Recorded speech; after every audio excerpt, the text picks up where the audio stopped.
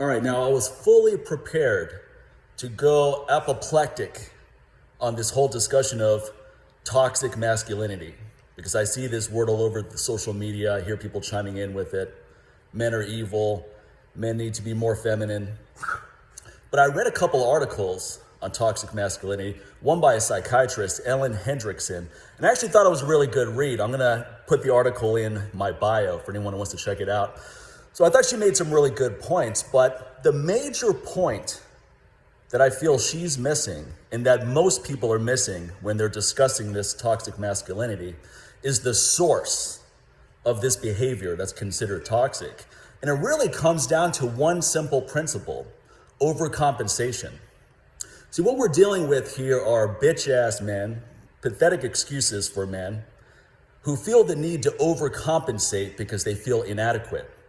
So they're jerks to people, they're bullies. They're the kind of people that go off on customer service people because they feel, hey, the customer's always right, and I'm going to assert my power over this merchant because they're just gonna put up with me because I'm an asshole. So it's this overcompensation that's the big problem. You talk to women in a derogatory manner, in a disrespectful manner. Why? Because you're trying to overcompensate. You don't feel you even deserve to talk to any women. In your mind, you're thinking, I'm not remotely attractive, so when I see women, it just irritates me and I'm gonna come at them in a disrespectful manner.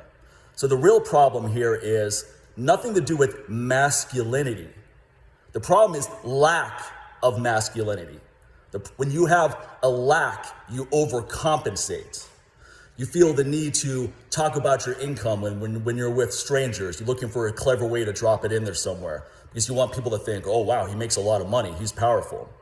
I know guys at the gym, all they talk about is how strong they are, how good they are at things. I was talking to a guy the other day, on and on and on. I went for a bike ride, I did 20 miles, I came in here, I can lift this, I can lift that. He's like, all right, I'm glad you like yourself so much. But the problem here is overcompensation. And this person's not very strong either. So not only is it overcompensating, it's delusional. Because if you were more well-calibrated, you would improve more. You should never talk about how strong you are, how good you are at something. Because when you do that, you're telling your brain, I don't need to get better. I'm already good at this. It's good to feel inadequate. I'll say it again. It's good to feel inadequate. It's good to look at people. Let's talk about it in the context of strength training. I see people that are way stronger than me. I go deadlift 600 pounds, I'm feeling good about it. Then I see my friend Mark Philippi deadlift 700 pounds, or I look at a clip deadlifting 900 pounds, and now that fucking fire is back. I want to go for more. I don't want to be content with where I'm at. They're showing me possibilities as well, because when I see other people do something, my automatic response is, if they can do it, then I can find a way to do it too.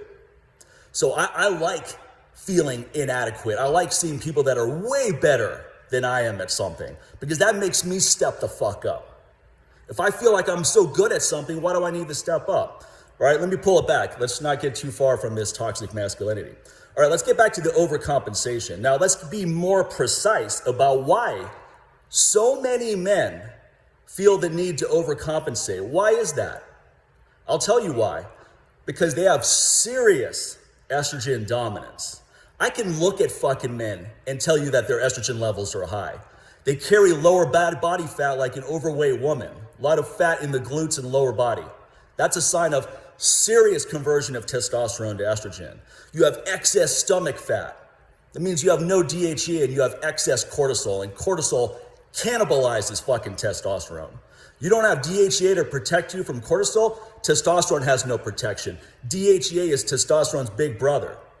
Without that big brother, testosterone has to fight cortisol on its own, and testosterone is gonna lose that fucking battle, because cortisol is a way stronger hormone than testosterone. Cortisol is an essential hormone. If we don't produce it, we die. If you don't produce testosterone, you may wish you die, you may feel like shit, but you're not gonna die. Not immediately anyway. So it's this lack of being in an optimal hormonal environment. Now, some are gonna say this is an oversimplification, and my response to that is, you don't understand hormones. The fact that none of these writers even brought it up shows that they don't understand the root cause of this problem. It's not just societal pressure, although that's a factor. I'm going to get into that in a minute. So we have to address optimal hormone balance. When you have ideal testosterone levels, when you have good DHEA levels, when your testosterone to estrogen ratio is favorable, when your DHEA to cortisol ratio is favorable, when you have insulin sensitivity and leptin sensitivity and your growth hormone levels are good, guess how you feel when you're in that state? You feel like you're a fucking god. That's how you feel. You look at men like they're mortals, like I'm a fucking god. I'm strong as fuck. My mind is focused. My energy is high. I'm ready to crush. I'm ready to conquer. I'm ready to destroy any obstacle that comes my way. You get between me and my goal, I'm gonna blow the fuck right through you like a freight train. That's how you feel when you have an optimal hormone environment. Now some are like, wow, that sounds really aggressive. It sounds really intense. But guess how you don't feel? You don't feel the need to be rude to people. You don't feel the need to bully other people. You don't feel the need to inflict strength, your strength on others, oppress them in any way. You don't feel the need to be a fucking jerk when you talk to women. You can be a cool guy, you can be classy, you can be respectful, because you hold women in high regard when you hold yourself in high regard. When you don't think well of yourself, of course you're gonna act out in ways that are self-destructive, because again, you're overcompensating.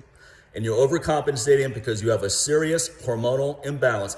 We could take every single one of these motherfuckers that is deemed as someone that's acting out masculine toxicity. We could take every single one of these people that has been categorized as that. And I can promise you, every single one of them will have high estrogen levels, low testosterone, low DHEA, depleted growth hormone levels, and a whole lot of other fucking shit. Now you take people that are total alphas, you're gonna see a different thing. Also, we have to look at societal pressure. Now this is where the articles I read made a lot of good points, because there is a lot of pressure from men to other men that is very negative. And what I mean is, let's use the vegan diet as an example. I've been on a vegan diet since I was 26, I'm 46 now. I've been a vegetarian since I was 15. Now I got into it because I love animals. I didn't want to inflict suffering on animals anymore.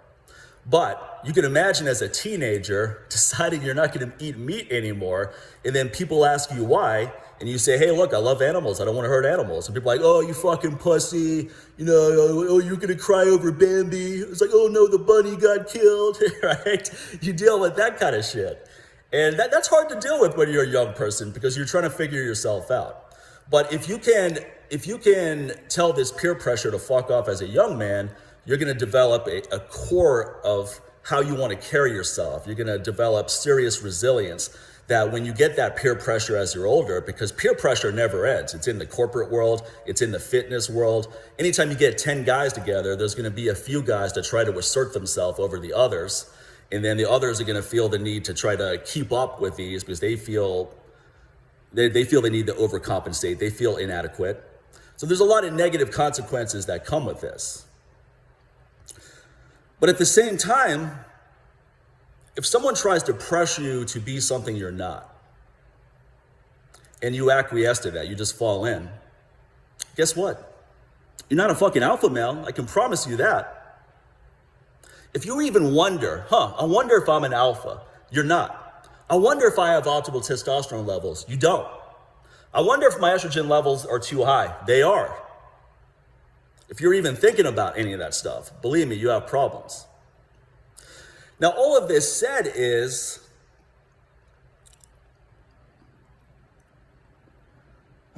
Grover, what do I want to say about this? I need some input here, Grover. You're a man. You can give me some input here. I think the hormonal one is the most important thing to address, because hormones have way more of a message to you. It's like your subconscious mind to your conscious mind. You get way more messages from your subconscious mind to your conscious mind than the other way around. So we're getting way more messages from our hormones than how we think and feel affects our hormones. So in other words, if I increase testosterone levels, that's going to have a way bigger impact on my mood than me trying to think in a certain way having any impact on higher testosterone production. It's just night and day. So the hormonal things are crucial. Every man and woman should get a hormone profile and optimize your hormones. If you only knew how good you could feel, how confident you could feel, how healthy you could feel, you would do whatever it takes to stay in that state. You really would. You just don't know what you're missing out on. That's the problem right now. You've gotten used to how you feel, so you think it's normal. Oh, I'm getting older, so I don't have a sex drive anymore, and I haven't woken up with an erection in 2 years. Okay, well, that's because you're not producing any testosterone, and if you don't have a drive, you're not healthy. It's as simple as that. If you're a man with no sex drive, you're not a healthy man. That sex drive is our creative force. It's not just about banging broads and having sex with people. It's about this creative energy that you can channel into anything you want to do. All right, so let me end with this. Yes, there's definitely societal pressure for men to act in bad ways. We get a lot of bad advice from other men. There's no doubt about that, especially in the context of how to talk to women. What the average guy tells another guy is just moronic stuff. Oh, you got to be rough, otherwise she's not going to respect you. You got to be a dick, otherwise you're just going to be in the friend zone. You just got to be yourself. It's all you got to do. You got to be yourself. And whatever woman finds that attractive is the right woman for you. If you have to go into this caricature of yourself, you have to amplify your personality in any way to impress someone, it's not going to last because it's too much energy expenditure to be something you're not. So I think as looking at this toxic masculinity argument, I think the real problem is that men are not comfortable being who they are. Look, if you're a man who likes to wear women's underwear, own that shit. Be proud of it. We're going to make fun of you because as men, we make fun of each other, and it's not always mean-spirited. But if that's who you are, you should own that shit. You're not hurting anybody by doing that. You might want to keep it to yourself. You're going to get ridiculed, but it's okay to own that shit. Don't be afraid to be who you are. A lot of times men feel that, okay, this is not masculine, so I'm not going to get into this. Like, oh, I don't want to start doing this because my friends are going to make fun of me. Look, if you're 40 years old and you're still worried about your friends making fun of you, you got some much bigger problems than toxic masculinity. You need to see a fucking therapist. That's the first thing. You don't know who you are in your 40s, you got some fucking problems. It's time to go see a therapist. If you refer to yourself as a grown-ass man, I'm a grown-ass man. No, you're not. You live in your mom's basement and you haven't made any money for years. Just the fact that you even have to tell people, I'm a grown-ass man. Like, no, you're not. That should be obvious if you are. Why do you have to tell anyone that? Let's address hormones and let's have the courage to be ourselves. And if there's ridicule that comes with that, then that's just the way it has to be. That ridicule will make you stronger. It'll make you more resilient. It'll make you more compassionate. And I think that's, when I look at what's important to me as being a man, I'll end right here. I'm going on and on and on here. Grover, you need to cut me off when I start going off on these tangents. When I look at what's important to me, like things that are in the 5 categories of what I think it's important to be a man. Now, if other men don't agree with this, I don't denigrate that at all because it's for each person to decide. For me, it's very important to be a provider. I want to provide. I want to provide a lifestyle for my family. It's very important for me to be a protector. I want to be able to protect the people I care about. And then it's very important for me to be compassionate. I think compassionate is the greatest form of strength. Now, if some people deem that as weak, that's on them. You can come test my strength anytime you fucking want if you think I'm inadequate. But compassion is a crucial quality, not just for men, for women too, for everybody. The more compassion we have, and it doesn't make you weak. It doesn't mean you're a pushover. It doesn't mean you let people bully you. It doesn't mean you let people emotionally abuse you. But it means that you're not so inside of yourself where it's all about you. You're this ego-dominant jerk-off who thinks that the whole world revolves around you.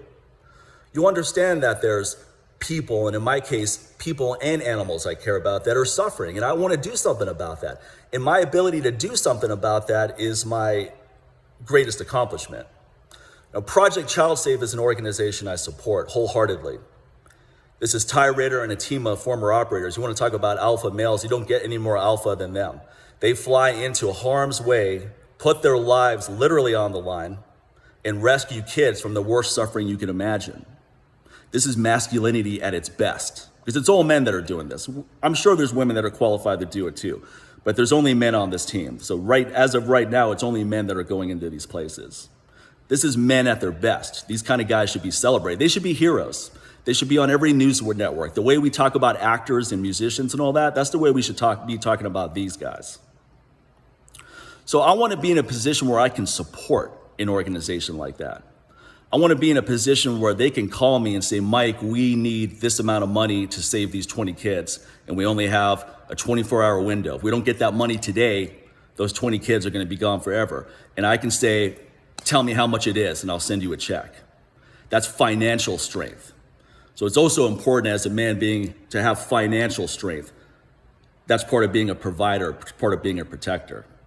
So those are just my thoughts on this whole toxic masculinity thing. I did read some articles that I think gave me a little bit different perspective. I kind of understand where people are coming from now, but I really feel like people are missing the whole boat on the source. They think that this is normal masculine behavior, and it's because they're not masculine enough that people are overcompensating. And it's when people that overcompensate are the most dangerous people, not the people that are confident within their own skin and feel good about who they are.